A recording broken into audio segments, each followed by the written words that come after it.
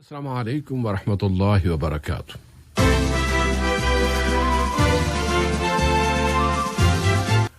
Radio Qatar आपसे मुखातिब है।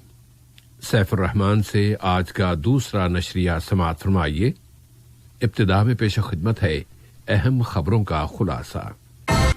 साहिब इस्मुब अमीर ने सोमालिया के सदर के साथ वहां के एक साबिक वजीर आजम की वफात पर ताजियत का इजहार किया है। साहिब इस्मुब अमीर ने जोर देकर कहा है कि कतर अफगानिस्तान में अमन, सलामती और इस्तेहकाम की बहाली के लिए तमाम तर कोशिशें करेगा। कतर कोरोना वायरस के खिलाफ कामयाबियां हासिल करता जा रहा है और अब तक शिफा पाने वालों की तादाद 134,000 के करीब हो गई है। अमरीकी सेनेट में इमारात को F-35 तैयारों की फरोख्त रुकवाने की कोशिश की जा रही है और अमेरिका में जो बाइडेन की वाज़ेह कामयाबी के बावजूद सदर ट्रंप इक़्तिदार से चिमटे रहने की कोशिश कर रहे हैं। सामने था अहम खबरों का खुलासा और अब पेश खिदमत है रेडियो कतर से आज का दूसरा मुफस्सल नशरिया। बिस्मिल्लाहिर्रहमानिर्रहीम। साहिब इस्मुब अमीर शेख तमीम बिन हमद आल सानी ने बिरादर मुल्क विफाकी जमहूरिया सोमालिया के सदर मोहम्मद अब्दुल्ला फरमाजो के नाम वहां के एक साबिक वजीर आजम उमर अरता गालिब की वफात पर ताज़ियत का बरक़ी पैगाम इरसाल किया है। नायब अमीर शेख अब्दुल्ला बिन हमद आल सानी ने भी विफाकी जमहूरिया सोमालिया के सदर के नाम वहां के एक साबिक वजीर आजम की वफात पर ताज़ियत का बरक़ी पैगाम रवाना किया है। इसी तरह वजीर आजम व वजीर दाखिला शेख खालिद बिन खलीफा बिन अब्दुल अजीज आल सानी ने भी बिरादर मुल्क विफाकी जमहूरिया सोमालिया के वजीर आजम जनाब मोहम्मद हुसैन रोबली के नाम वहां के एक साबिक वजीर आजम उमर अरता गालिब की वफात पर ताज़ियत का बरक़ी पैगाम इरसाल किया है। कतर और अमन अफगानिस्तान। कतर अफगान अमन मुज़ाकरात की मेज़बानी और सरपरस्ती करते हुए एक अहम किरदार अदा कर रहा है। ये किरदार सालिसी की कामयाबी पर ख़त्म नहीं हो गया बल्कि जारी उसारी है और अब ऐसे अमन के इशारे मिलना शुरू हो गए हैं जो पायदार भी होगा और वहां सलामती और इस्तेहकाम का बोलबाला लाएगा।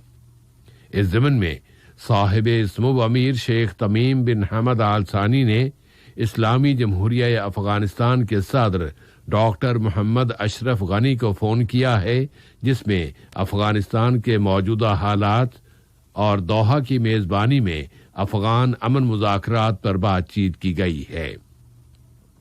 साहिब इस्मुब अमीर ने इस मौके पर जोर देकर कहा है कि कतर अफगानिस्तान में अमन, सलामती और इस्तेहकाम की बहाली के लिए तमाम तर कोशिशें करेगा। अक़वाम मुत्तहिदा की जनरल असम्बली के 75वें सेशन के सरबराह जनाब वोल्कान बोज़खेर ने अक़वाम मुत्तहिदा में कतर की मुस्तक़िल मंदूब सफ़ीरा अश-शेख़ा आलिया अहमद बिन सैफ आल सानी और जमहूरिया पोलैंड की मुस्तक़िल मंदूब मोहतरमा जोआना वरोनिका को बैनुल अक़वामी सलामती काउंसिल में इस्लाहात लाने के लिए मुज़ाकरात में सहूलतों की फराहमी की क़यादत देने का फैसला किया है। जनरल असम्बली की करारदादों में कहा गया है कि सलामती काउंसिल में इस तरह इस्लाहात लाई जाएं कि उसमें मुनसिफाना नुमाइंदगी हो, उसके मेंबरान की तादाद में इजाफा हो और इसी तरह सलामती काउंसिल की इस्लाहात के लिए दूसरे कई एक मसाइल को भी हल किया जाए। शेखा अलिया अहमद बिन सैफ आल सानी को सौंपी जाने वाली ये जिम्मेदारी कतर के उस किरदार का एतराफ है जो वो अक़वाम मुत्तहिदा में अदा कर रहा है।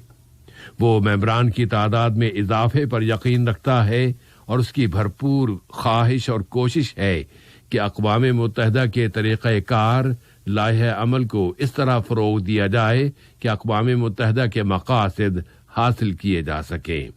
इनमें सलामती काउंसिल में इस्लाहात का अमल भी शामिल है। काबीना के सेक्रेटरी जनरल जनाब हमद बिन अहमद अल मुहन्नदी ने خلیج کے عرب ملکوں کی کونسل برائے تعاون میں مشترکہ عمل سے متعلقہ قراردادوں اور فیصلوں کے نفاذ کے فالو اپ کے لیے قائم کی گئی وزارتی کمیٹی کے 21ویں اجلاس میں قطری وفد کی نمائندگی کی ہے۔ آج ہونے والا یہ اجلاس ویڈیو کمیونیکیشن کے ذریعے منعقد کیا گیا۔ قطر نے خلیج کی کونسل برائے تعاون کے وزرائے اوقاف و اسلامی امور کے اجلاس میں شرکت کی ہے۔ ویڈیو کمیونیکیشن کے ذریعے ہونے والے اس اجلاس میں متعدد موضوعات اور مسائل پر بحث کی گئی ہے۔ ان میں فیملی اور بچوں کی طرف توجہ دینے کے لیے اسلامی امور اور اوقاف کی وزارتوں کے کردار، سوشل میڈیا کے وسائل سے استفادے، جمعے کے خطبوں کی تیاری کے لیے خطیبوں کی کارکردگی کو مزید بہتر بنانے، مذہبی انداز بیان کو مزید امپروو کرنے اور اللہ تعالی پر یقین میں اضافے سے متعلقہ موضوعات کو زیادہ اہمیت حاصل ہے۔ وزارت صحت عامہ نے اعلان کیا ہے کہ ملک میں کورونا وائرس کے مزید 208 کیسز رجسٹر ہوئے ہیں، جبکہ مزید 218 بیمار اب صحت یاب ہو گئے ہیں۔ اس طرح قطر میں اس وبا سے صحت یاب ہونے والوں کی کل تعداد اب 133,691 ہو گئی ہے۔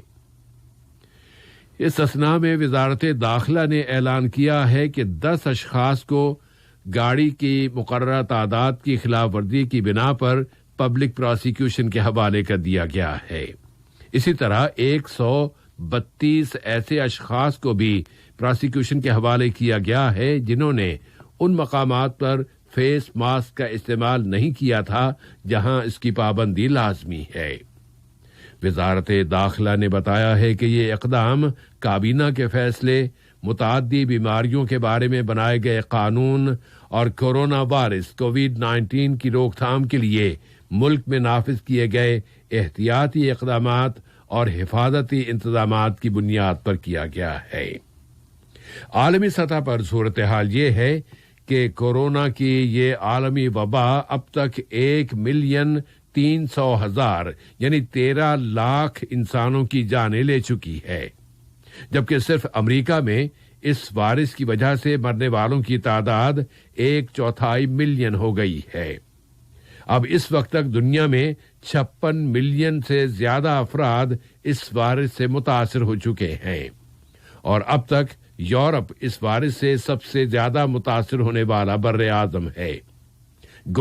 ویکسین تیار کرنے والی کمپنیوں کے اعلانات یہ امید دلا رہے ہیں کہ اس وبا کا خاتمہ ہو جائے گا، لیکن اس وائرس کا اب تک کا پھیلاؤ بہت تشویشناک ہے۔ امریکہ کے وزیر خارجہ مائک پومپیو نے ایک غیر معمولی اقدام میں اعلان کر دیا ہے کہ وہ جولان کی شامی مقبوضہ پہاڑیوں کا دورہ کریں گے، اور اس کے ساتھ ہی انہوں نے اسرائیل بائیکاٹ تحریک پر الزام عائد کر دیا ہے کہ وہ سامی دشمن تحریک ہے۔ مائک پومپیو نے کہا ہے کہ صدر ڈونلڈ ٹرمپ کی انتظامیہ کی وجہ سے سوڈان، امارات اور بحرین کے ساتھ امن قائم ہوا ہے۔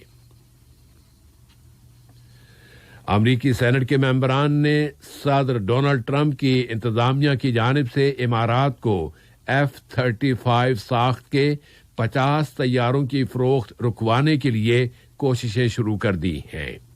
ان سینیٹرز نے اس سودے پر تشویش ظاہر کرتے ہوئے کہا ہے کہ یہ تو امارات کی جانب سے اسرائیل کو تسلیم کر لینے کا ایک انعام اور ریوارڈ ہے۔ اس سودے کی مالیت $23 بلین ہے، اور اسے ناکام بنانے کے لیے سینٹ کے ممبران کو کانگریس میں معمولی اکثریت سے حمایت حاصل کرنا ہوگی۔ پھر یہ امکان بھی موجود ہے کہ صدر ٹرمپ کانگریس کے اس فیصلے کو ویٹو کر دیں، جبکہ وہ اس سے قبل اس قسم کے فیصلوں کو ویٹو کر بھی چکے ہیں۔ تو پھر اس صورتحال میں اس صدارتی ویٹو کو ختم کرنے اور اس سودے کی تکمیل کو روکنے کے لیے امریکی سینٹ اور ایوان نمائندگان میں 2/3 اکثریت کی حمایت حاصل کرنا ضروری ہوگا، اور یہ بعید از امکان ہے۔ امریکہ کے صدارت کے لیے ریپبلکن پارٹی کے امیدوار ڈونلڈ ٹرمپ انتخابات کے نتائج کو تبدیل کر دینے کے لیے نیم ناممکنہ کوششیں کر رہے ہیں، جبکہ ڈیموکریٹک پارٹی کے امیدوار جو بائیڈن کو ووٹوں کی اکثریت حاصل ہو چکی ہے۔ گو ریپبلکن صدر ان دنوں اکثر نظروں کے سامنے نہیں آتے، لیکن وہ ٹویٹر پر اپنے غصے کی بھڑاس نکالتے رہتے ہیں اور الزام لگاتے رہتے ہیں کہ ان انتخابات میں دھاندلی کی گئی ہے، لیکن وہ اپنے ان دعووں میں کہیں تو سرے سے کوئی دلیل پیش ہی نہیں کرتے اور کہیں ان کی بات بہت واضح طور پر صحیح نہیں ہوتی۔ اقتدار کے ساتھ چمٹے رہنے کے لیے صدر ٹرمپ کی کوششیں اب پہلے کے مقابلے میں کہیں زیادہ کمزور ہو گئی ہیں، اور جارجیا ریاست میں انتخابی اہلکاروں نے اعلان کیا ہے کہ ووٹوں کی دوبارہ گنتی بہت جلد مکمل ہونے والی ہے، اور نتائج میں لگتا یہ ہے کہ نو منتخب صدر جو بائیڈن کی کامیابی کو تبدیل نہیں کیا جا سکے گا۔ ٹگرائی صوبے کی صورتحال کے بارے میں ایتھیوپیا نے اعلان کیا ہے کہ اس کی فوجوں نے بڑی فتوحات حاصل کی ہیں اور اب وہ صوبائی دارالحکومت کی طرف بڑھ رہی ہیں۔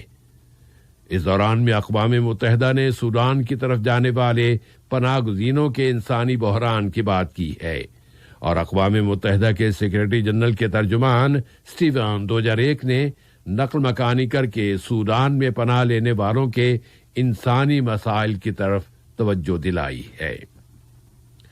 اور سوڈان کے دارالحکومت الخرطوم میں آج مصر، ایتھیوپیا اور سوڈان کے درمیان آبپاشی اور خارجہ وزیروں کی سطح پر النہضہ ڈیم کے بحران پر مذاکرات کا نیا دور ہو رہا ہے۔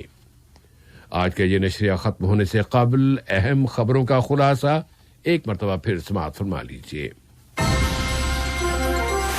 صومالیہ کے صدر سے وہاں کے ایک سابق وزیر اعظم کی وفات پر تعزیت کا اظہار کیا ہے۔ صاحب سمو امیر نے زور دے کر کہا ہے کہ قطر افغانستان میں امن، سلامتی اور استحکام کی بحالی کے لیے تمام تر کوششیں کرے گا۔ قطر کورونا وائرس کے خلاف کامیابیاں حاصل کرتا جا رہا ہے اور اب تک یہاں شفا پانے والوں کی تعداد 134,000 کے قریب ہو گئی ہے۔ امریکی سینٹ میں امارات کو F-35 طیاروں کی فروخت رکوانے کی کوشش کی جا رہی ہے، اور امریکہ میں جو بائیڈن کی واضح کامیابی کے باوجود صدر ٹرمپ اقتدار سے چمٹے رہنے کی کوشش کر رہے ہیں۔ ریڈیو قطر سے آج کا دوسرا نشریہ اپنے اختتام کو پہنچا۔ اگلا نشریہ کل صبح